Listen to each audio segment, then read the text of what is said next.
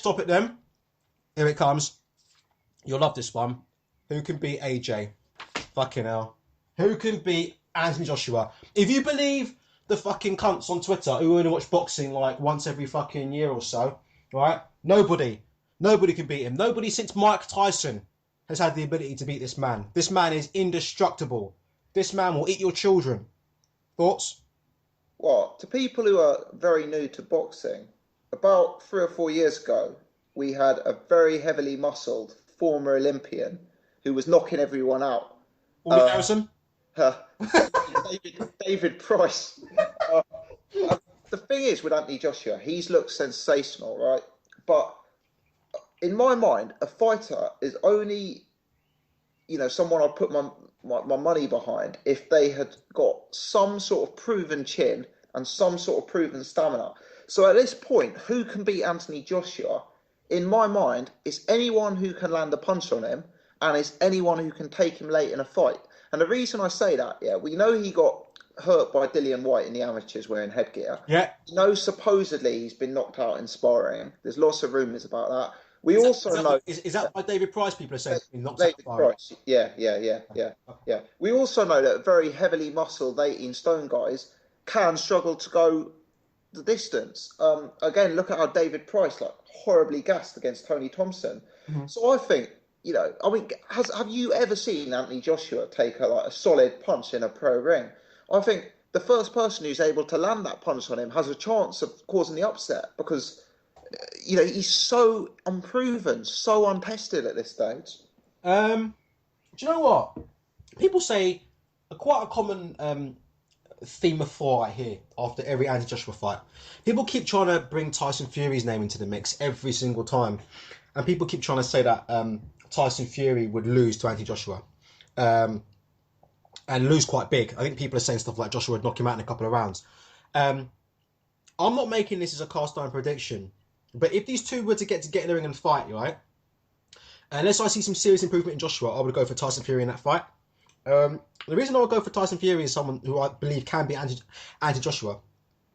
I never really believed in the whole anti-Joshua gassing thing. And a lot of people try and make out things about his stamina and stuff, but I only go on what I can see in the ring. And so far, obviously his fights have been really short. I haven't seen too much recently to say he's definitely going to gas. Because if you remember, people said exactly the same shit about Deontay Wilder. They said Wilder would gas, yeah? When he got in the ring with Stiverne, they say, if Wilder can't knock him out in the first couple of rounds, just Stiverne's going to eat him. And Wilder did the 12.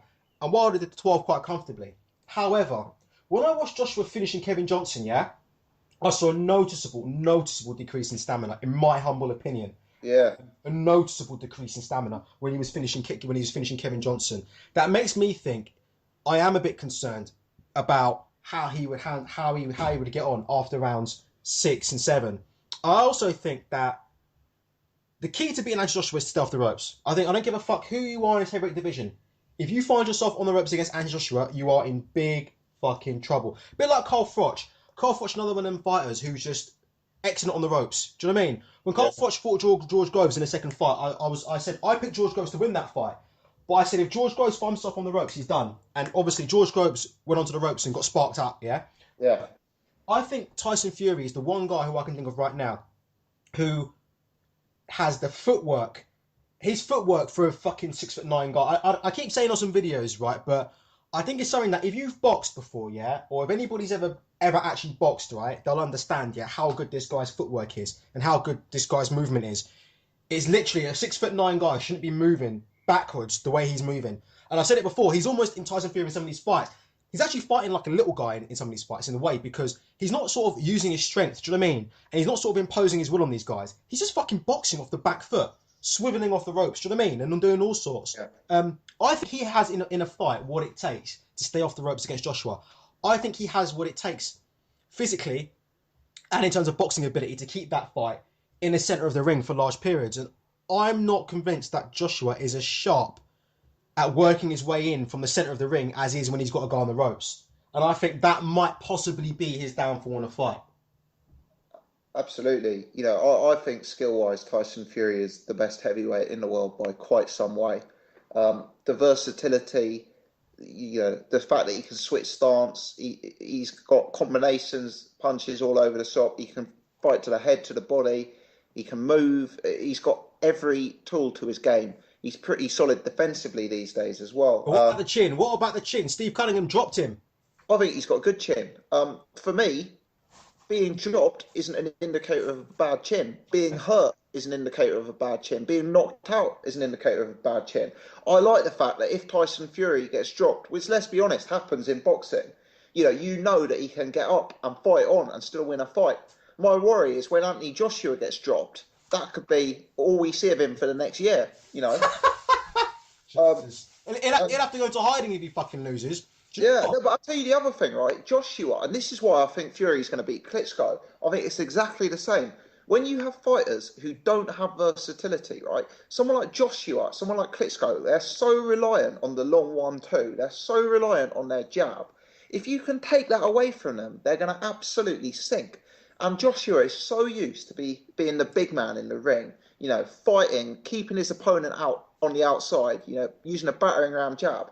How is he going to feel when he's in there against a much bigger man? I've met Tyson Fury. I've stood next to him, and I'm 6'4", right? I've stood next to this chap. He is a monster.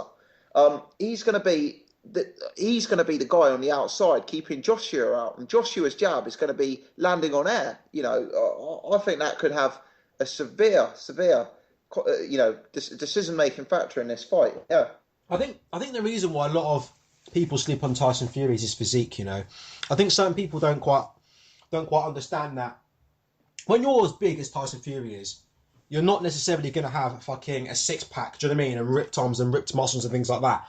I do think sometimes people look at him physically, because sometimes he does look a little bit sloppy, do you know what I mean? He doesn't look like as chiseled or as defined as some of the other boxers, and I think they make the mistake of not thinking that he's a proper professional athlete. Yeah. Peter Fury in that gym, there's no fucking about when Peter Fury's your coach. Absolutely no fucking about. Yeah, I agree with what you said on that. No, carry on. Yeah, and I've got to say about the physique thing is a good point. Yeah, but if you look at, I actually think that Tyson Fury has got a far better physique for boxing than Anthony Joshua. When Anthony Joshua goes 12 rounds, imagine throwing a jab for 12 rounds when you've got that weight of bicep on your arm. Like, imagine moving for 12 rounds when your chest is that thick. Like, I think Tyson Fury is a better build, and I've also heard stories. There's videos of Tyson Fury doing weights on YouTube. I've heard stories about the times he's doing in sprinting. This guy is an athlete. This guy is very mobile. I've seen some. I'm not going to quote weights he's doing, right, because I'll get it wrong. But if you look at some of the weights that this guy's moving, he's a real physical specimen. And just because he doesn't have the kind of genetics where he's going to have a ripped out six-pack and hugely veiny biceps, for me that's irrelevant. What do you think about September? Two names are being mentioned. We both know what those names are. Dillian Whyte, one. Yeah. David Price, the other. Yeah. Start with Dill Whyte. I haven't seen much of Dillian Whyte. I've seen his last fight against Nascimento. Yeah. His amateur fight when he dropped Joshua twice. I might have seen other bits and bobs of him.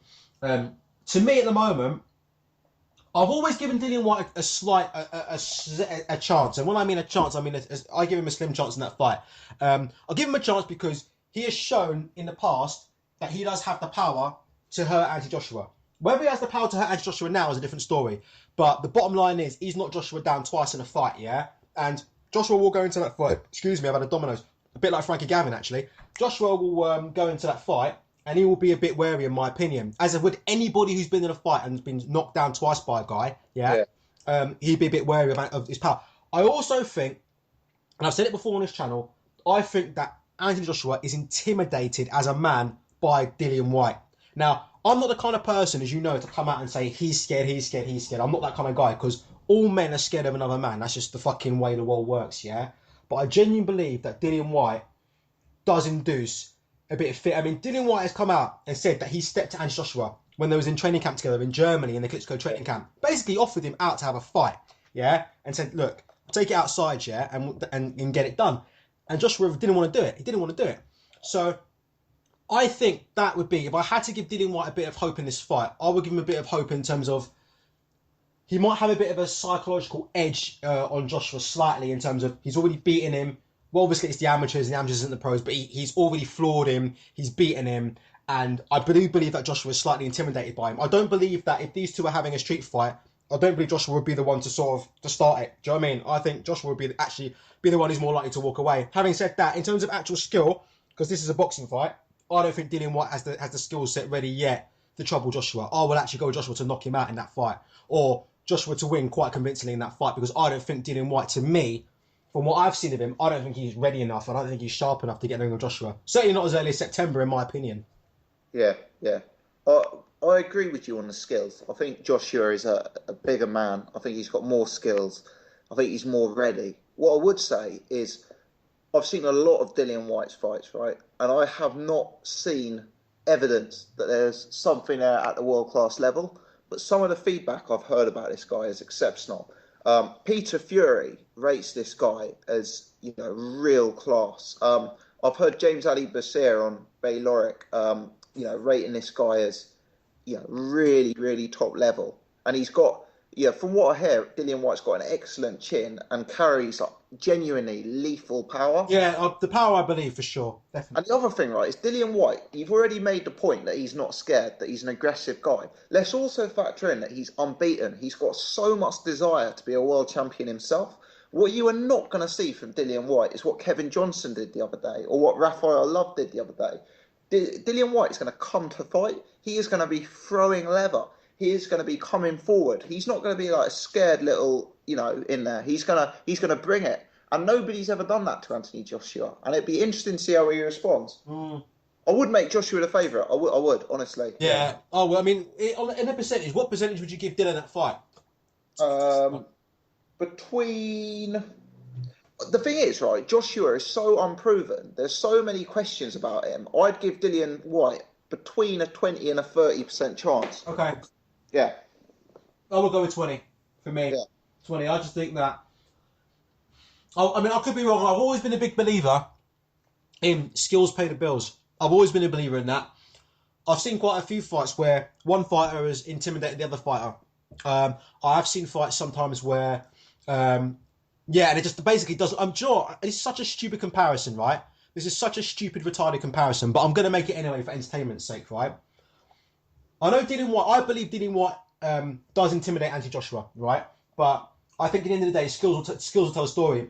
Chaz Simmons and Marco Lomax was the last time I saw a fighter who I thought was pretty intimidated. I know you saw the build up to that on IFL TV. I thought that Marco Lomax was pretty intimidated by Chaz Simmons going up to that fight, And I think most people thought that Lomax could have been in trouble in that fight. Do you know what I mean? Like, I thought he was going to kick off before the weigh-in, To me, that was the last time I thought, right, this guy looks genuinely, do you know what I mean? Like, Lomax looked to me like to be genuinely scared. And he went in and he actually knocked the guy unconscious when it came to fight night. So, skill is what pays the bills. Skill tells the story. Even if you're scared of someone, skill is what tells the story for me. I don't see anything from Dillian White. There's nothing I've seen from him right now. Do you know what he has got? The one thing he has got, yes, he does carry power. We saw that against that Nascimento bloke who did the distance with Eddie Chambers or something. Yeah. Who gave Chambers a frustrating night. Yeah. Dillian White got him out of there pronto. Saw that, no doubt. Yeah.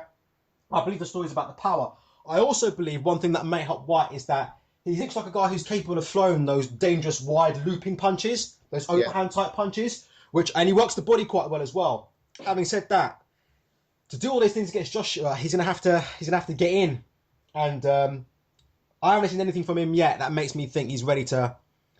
No, I just don't see it. I don't see it. Do you know, I think a lot of this Joshua and White thing. I think a lot of it's internet hype. I really do. I think a lot of it's internet hype. Dillian White's got quite a big following on the internet now. Yeah, he's got a large following on Twitter. He's got a load of dick riders on Twitter who are desperate for a fucking retweet, and I'm not quite sure if. I'm not quite sure if the fans' expectations are going to actually meet with the reality in this one. I know because he's beaten Joshua before, a lot of people think he can do it again, but for me, no. Price, do you know what? I'd probably give David Price. Do you know what? I have to say, David Price looks quite up for this fight, with Joshua. In my opinion, he doesn't look fazed by him at all. Yeah. I like Price. I think in that fight, I hate to use this because it's such like a casual fan thing to say, but I honestly think it's one of them things where the first person who lands could could be it. Yeah. Like Price, he's so beatable. Yeah, he is so beatable. but he carries. I know we talked about Dillian White carrying power, but this guy's power. I would genuinely say David Price is one of the top 5 hardest punchers in the world. When Adam Booth had him on the pads, he Yeah, said he hit a lot harder than David Hay. That's how hard he hits. that's how hard he hits. Much harder than David Hay. He's also a really big guy. I mean, I've already mentioned like how I think somebody like Fury could take away the Joshua jab, and I think a taller guy like David Price, I don't think he can take away the jab, but he could potentially be out of range and cause issues for Joshua in that sense. And I think if you've never been hit properly in a pro ring, right? If you've never taken a solid punch, you don't want the first time that happens to be from David Price. Yeah, I know what you mean. Yeah. That's a very, very good point, actually, I have to say. That is a very, very good point. I definitely believe in that. If you've never been hit or hurt before in a pro ring, David Price, for all his flaws, probably one of the last people you want to get hit fucking bang on a chin by, for sure. Yeah. Definitely. What about some of the other idiots calling him out? Eddie Chambers. Do you really think give Eddie Chambers a chance against Joshua? Yeah, I think I give Eddie Chambers a very good chance. Yeah, but you love fucking Eddie Chambers. You fucking. I think Eddie Chambers really, look at Eddie Chambers, right? I think he got KO'd in 12 by Vlad. I think he went the distance with Povetkin. I mean, look at Povetkin KO'd to Cam, KO'd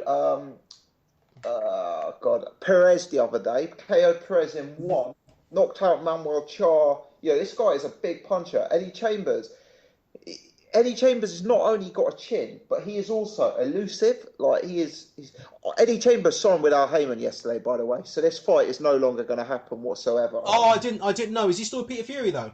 Yeah, Peter Fury's going to be in his corner, but he's going. Oh, it wouldn't surprise me, mate, if Eddie Chambers gets a title shot against Deontay Wilder. Oh, gee, yeah, that's yeah.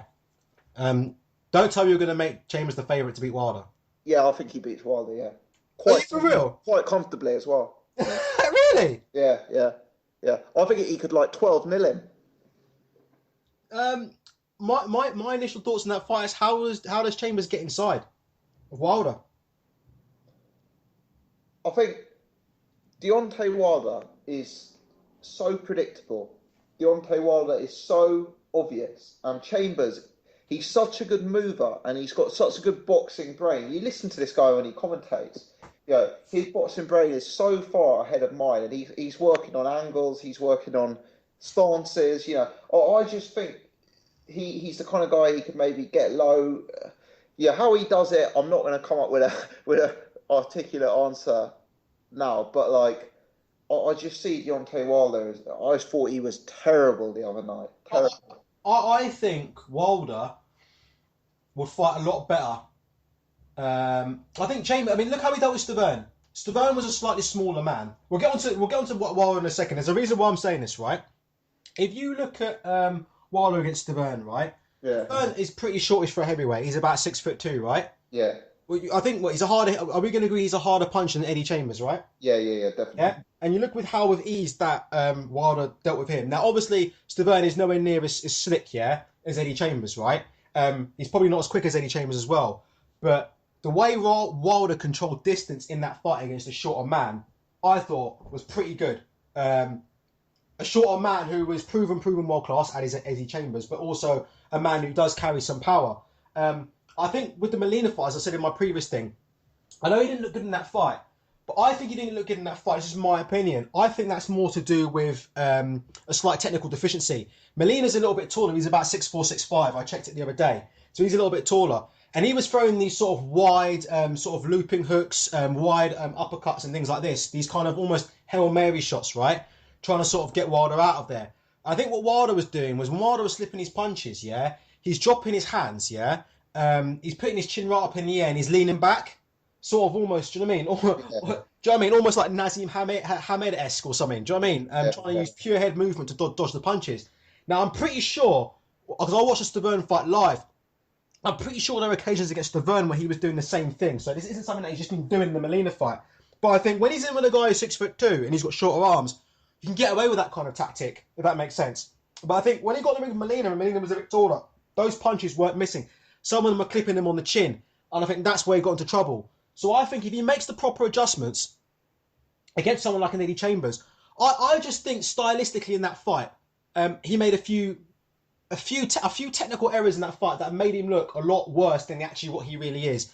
I'm not convinced that if he got in the ring with someone like a Chambers, that he would look any worse than that, in my opinion. What do you think? The thing is, right, the guys he's been fighting recently, like Stavern is a decent operator. I actually incorrectly picked Stavern to win that fight. Okay. What I'd say about Stavern and Molina is they are two of the slowest. That their foot speed is so slow. They are two of the most unathletic heavyweights you'll ever come across. And Deontay Wilder, he's a big guy. He's in great physical condition. He's an Olympian. He's very, very fit. I just felt that he had the athleticism to destroy them against someone like Eddie Chambers, whose nickname is Fast Eddie Chambers. Like I think Wilder tends to give up his height. I think his stance is so amateurish and so wide. He tends to actually fight low and sometimes negate the advantages he could gain. And I think a guy like Eddie Chambers, who's not only a bit more educated, but also is a bit more athletic, has a bit more foot speed. I think he could cause him real problems. Real problems. All right. Well, we'll put that one out to the viewers then. Leave a comment. We're 52 minutes in, so we've probably got about 2 viewers by now. But if you're listening to this, leave a comment and see what you think. I would favour Wilder. I mean, look, there's no doubt you know heavyweight boxing a lot more than me. You watch a lot more of it than me, and you know a lot more about it than me. I'm not going to front on that. I get enough of it wrong, to be honest. So, yeah. For me, when I think about that fight straight away, my initial reaction is I think Chambers might find it quite hard to get inside. Joshua versus Wilder. If you had to put your mortgage on one of those two, these two are fighting in September, and you had to put your house on one of those two to win. Who would you put your house on? Oh, so this is probably going to make me sound like a hater because I've just picked Chambers to beat Wilder. Yeah. You know what I'm going to say, don't you? Oh no! I think Wilder sparks him in one. In 1 round? Yeah. Oh, we're going to have to edit this bit out, or by the time you get back into the channel, you'll have 0 subscribers, my nigga. I know. Yeah. I think, yeah. But the thing is, right, it comes back to what I said earlier. Like, if the first time you get hit in the ring is by David Price, you're in trouble. But if the first time you get hit is by Deontay Wilder, you're in real trouble, I'll tell you what, I'll just quickly butt in and I'll let you carry on. I just want to say one thing. This is something that you've mentioned in your videos, right? Yeah. I've always said this. I think the one fighter, honestly, who I would 110% pick against Andy Joshua every single day of the week, yeah, providing they were anywhere near their peak, is David Haye. Oh my God! And I've said this. I've said this from the get go, right? That whenever I look at Andy Joshua, and I said this from some of his early fights on Sky when he was being hyped up, right? Not some of the recent ones. The first thing I thought is David Haye would eat this guy for fucking breakfast if these two were to ever fight. I mean, to be honest, David Haye's a bit out. I mean, we saw him at the Frampton fight looking in as bad a shape as I've ever. I never thought I'd see the day when David Haye had a double chin. Yeah. I mean, of all the people in the world to have a double chin, David Haye would have been bottom of my list, but he looked like he'd been on the Ronald McDonald's. He looked in absolutely bloody awful shape. I'm not convinced he's ever going to come back. But hypothetically speaking, if David Haye was to come back, right, and let's just say we got the same David Haye who fought Derek Chisora, or near enough, I think stylistically, in my opinion, I think someone like him's a fucking nightmare for someone like Joshua. Yeah. I think Joshua, the one thing... I'm trying not to hate on Joshua because I don't think he's a hype train. This may come back to bite me. I think yes, he's overhyped, yeah, but I'm not quite sure he's David Price level of overhyped, where someone's just going to turn him over. Do you know what I mean? Where some 40-year-old is just going to come in and turn him over, and we're all going to turn around and say, "What the fuck did we ever see in him?" I'm not too convinced that's going to happen. But I think someone like Haye in particular, stylistically, Joshua doesn't move his head a lot. I don't know if you noticed that in his fights. His head's quite stiff. Very stiff. But yeah, for me, David Haye was someone who would literally hang around on the outside, away from the jab and all that stuff. And then he'd come steaming in with that right hand over the top. Yeah. And once he catches Joshua, that fight is finito. That fight is... I'll tell you what, I'm a bit of a fanboy. I box a little bit, as you know, right? I don't know any fights or anything. This is going to sound really, really gay, but it's actually the truth. One of the people that actually tried to model my style on was David Haye, believe it or not. Yeah. Till this day. Because of the way he hangs around on the outside just out of range, but then he gets into range with his own counter very, very quickly. Does that make sense? Yeah, absolutely. He's got that like ambush style, doesn't he? Yeah, that's right. His Yeah, ring coverage is amazing, and he can punch from so far away, and yeah. a real he is a nightmare for Joshua. Because Joshua he's kind of stiff, robotic, quite tense, quite upright. Look at how David Haye did against Vladimir Klitschko. I know he lost that fight quite badly, but if you look at how he was able to kind of avoid the Klitschko jab with his head movement and with his foot movement and his elusiveness, and then he just kind of appear inside the pocket and he'd just be in and out. Like someone like Anthony Joshua isn't ready for that yet. No, I think stylistically that would be. I'm just in short. I mean, I think what we'll have to do with this is split this into two parts because this is going on for fucking. Yeah. This is going on longer than my you know what. But what what I would say is do you think quickly? I don't think David Hayes. I think we've seen the best of David Haye in long story short. You? I think, yeah, he's one of these guys who relies on speed. That's not going to get better as he gets older. He was looking fat and he's been out of the ring for 2, 3 years. So I think it's likely we've seen the best of him. Yeah. I mean, as a person, I have to say, I think he's fucking odious as a person. I don't know. Have you ever met him before? I've met him. No. He's to me personally. I just think he's as a person, he's odious. I mean, him and Adam Booth. I mean, if David Haye told me the sky was blue, I would look up just to check. Literally. I Yeah. mean, you can't really believe a word that comes out of David Hayes' mouth. Him or Adam Booth, they're both kind of like swarmy, kind of. Do you know what I mean? Yeah. Love talking guys. Do you know what I mean? And David Haye, I mean, just who he is as a person. He lies to his wife a lot. I don't know if you, I don't know, I don't know if you know this, but this is actually true, right? When David Haye used to have Facebook, when David Haye used to be on Facebook all the time, this was before the Vladimir Klitschko fight. David Haye had a game that he released as an app for mobile phone, and it was like David Hayes like one punch knockout or David Hayes knockout or something, yeah. Yeah. Okay? And what it used to be, David Hayes used to beat up all these fighters, and basically like the fighters that he used to fight, like Chisora was in the game, obviously under another name, yeah, so to speak, yeah. Do you know what I mean? And he was like, he would use it to sort of like take the piss out of all these fighters. Anyway, he was advertising it on Facebook, and what I realised was his wife was literally within about 3 feet of him wherever he was. Wherever David Haye was, whether he was in New York, whether he was in Cyprus, his wife was in 3 feet of him. And you know what that is, don't you? Because obviously he got caught coming out of the hotel room, didn't he? With that, do you remember when David Haye got caught coming out of the hotel room? He got packed coming out of some bird's hotel room after giving her one, and his missus sort of walked out on him, and he sort of begged her back. And now as a result, she doesn't take her off him. She literally like follows him around everywhere. Do you know what I mean? I just think he's a liar. I don't know the way he lives his life. People will say, what relevance does that have to this fucking conversation? I would say a lot of people question David Haye's integrity, yeah, in terms of how injured was David Haye when he pulled out of those Fury fights. Yeah.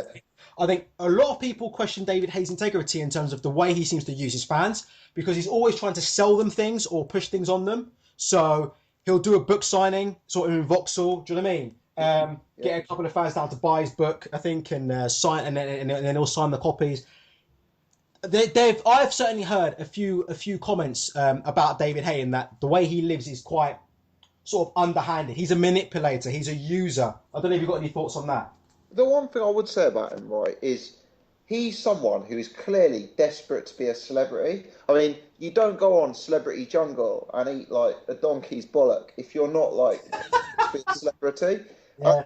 This is the same theory I have about Carl Frost, right? And Oh, gee, he's next. He's fucking next. but I'm thinking, right, is he just these comebacks that never happen and that have been going on for a few years? Is it just because he's desperate for a bit more headlines, and then he'll do another DVD or another book off the back of that, and he wants to keep something? Exactly, or another signing with these fans. Yeah, yeah, and that's the thing. Like there's doubt in my mind. I mean, I am a big fan of David Haye as a boxer, I must say, and he brings a unique kind of excitement to a boxing ring. But I'm kind of at the point now where I am wondering if he's just playing me and playing a lot of other people to keep his name in the light, so he can do Celebrity Big Brother next time round or something.